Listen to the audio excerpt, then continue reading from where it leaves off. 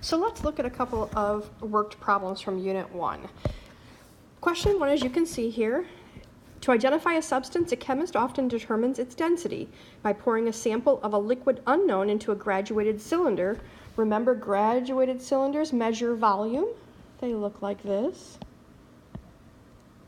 and have all these little hash marks, and typically they measure in milliliters, although there's much bigger ones as well. He or she found that the volume, so let's write down what we've got here, volume 0.0351 liters.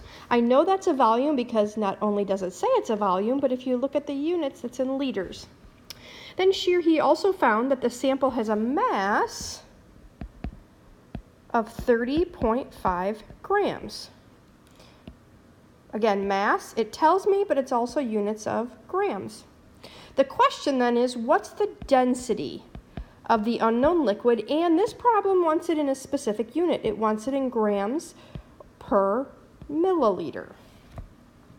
Okay, so a couple of things. First, to be able to solve, I'm going to need to know what the equation for density is. And do you remember what it is? Density equals mass over volume.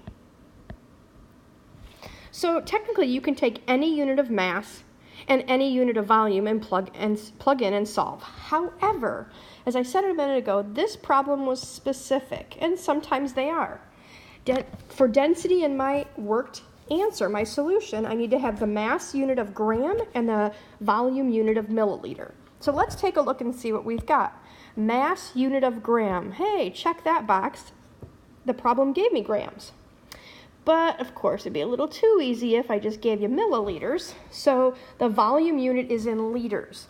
So step 1, I'm going to convert the volume in liters into the desired unit of volume, which is milliliters. And again, you've got to read every problem independently because they all ask for different things. Okay, so how do we do that? Liters to milliliters. Well, the first thing I'm going to do is pull the conversion. And what's the conversion for liters to milliliters? Well, 1 liter equals 1,000 milliliters. So now that I know my conversion, let's take the given, 0.0351 liters, and let's set up a standard conversion. I don't want liters, so I put that on bottom so that it will cancel. I'm looking for the units of milliliters, so I'll put that on top. So that way after I do my math, you'll notice again, liters cancels, liters on top, liters on bottom cancel, and I'll have milliliters left, which is what I'm looking for. Now I've got to pull my conversion.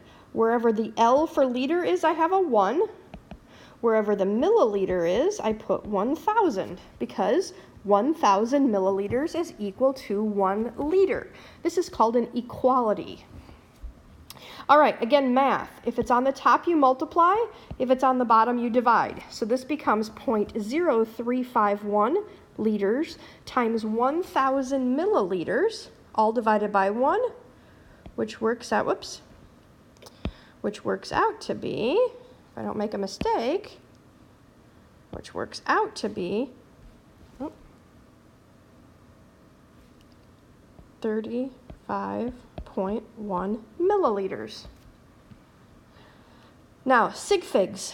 That's what my calculator just told me, but I'm good because 1, 2, 3 significant figures, 1, 2, 3 here, so that I'm good. All right, step 2, let's see if we can try this in yellow. Step 2, now I've got my volume from liters, actually let's put it up here into milliliters, 35.1 milliliters. And so now I can check that off. I've got my mass in grams and my volume in milliliters. So now I'm ready to solve for density. Again, density as mass over volume. Mass in this problem was 0.5 grams. Sorry, I got a little carried away with my decimal. Over a volume of 35.1 milliliters. Now, when I plug that in my calculator, check out what I get.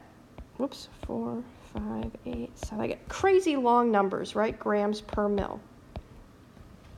Now, think back to sig figs. How do I know how many sig figs I want? Well, we're going to go back to the measurements given. 30.5 has 1, 2, 3 sig figs. 35.1 has 1, 2, 3 sig figs. I'm doing division, multiplication division rules.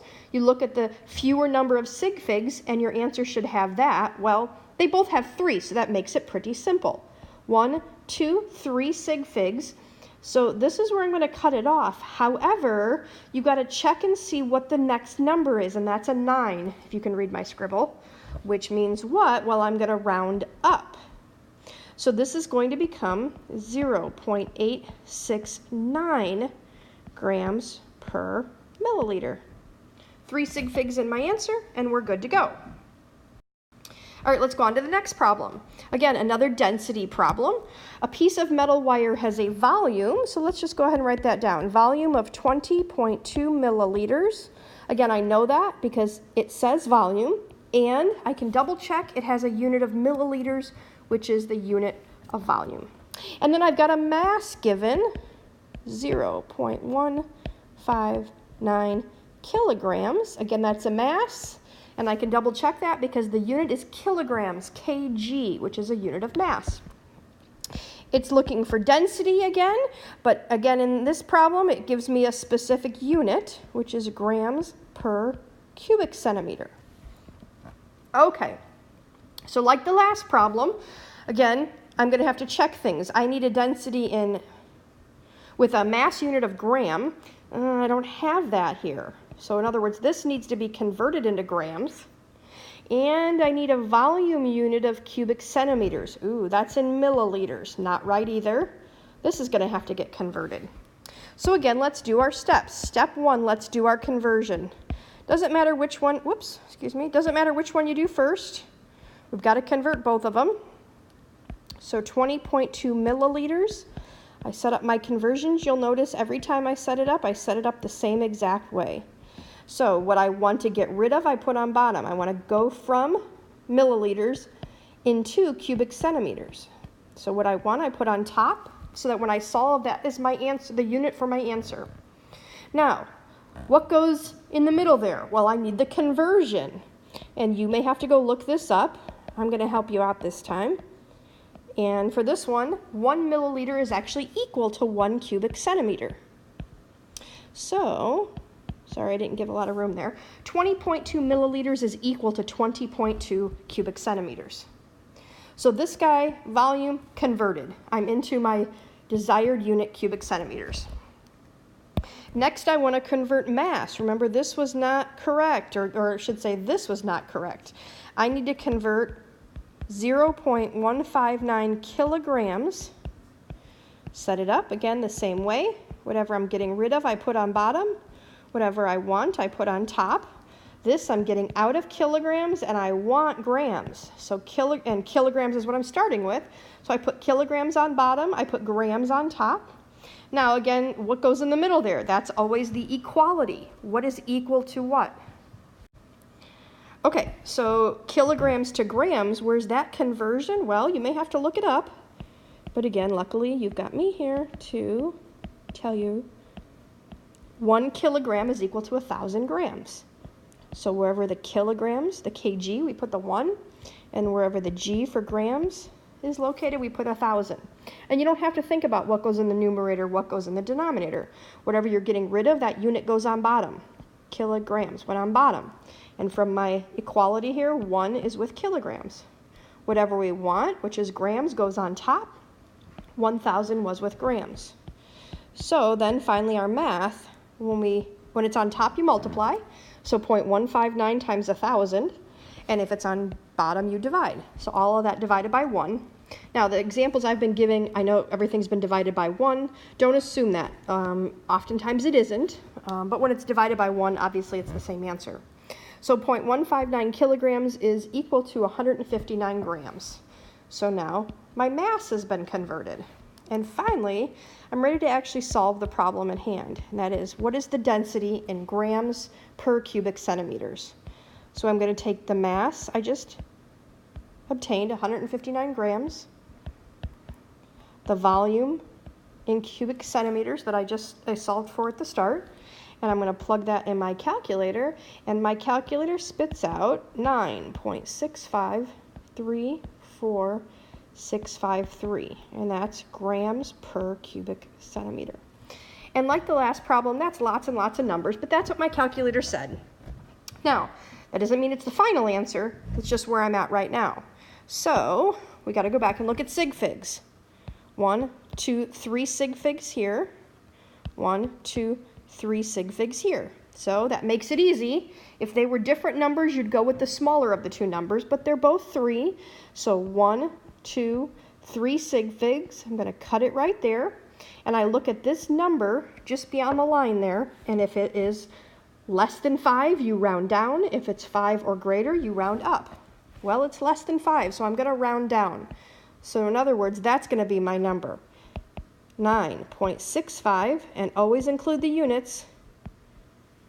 This isn't math class, this is science, and so all of our numbers are actual measurements and have units. So the density is 9.65 grams per cubic centimeter. All right, and one last problem here.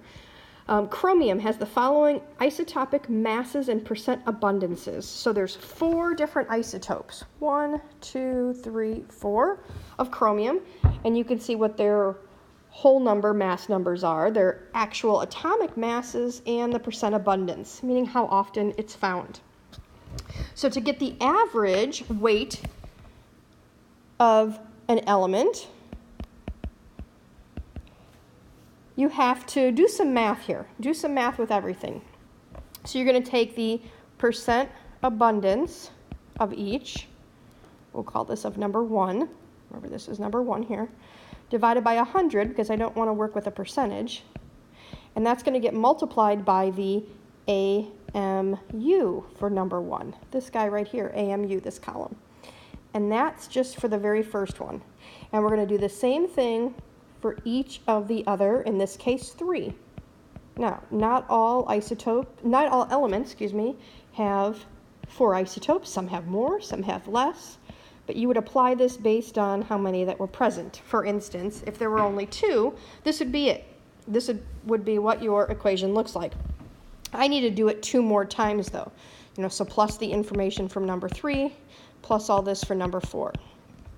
All right, so we can pretty much just plug and chug. So my average, what I'm trying to calculate, and that's what's on the periodic table as well, the average for number 1, let's see, 4.35 was the percent divided by 100, and we apply that to 49.9461 AMU. Close that, plus my next one is 83.79% over 100 times 51.9405 AMU.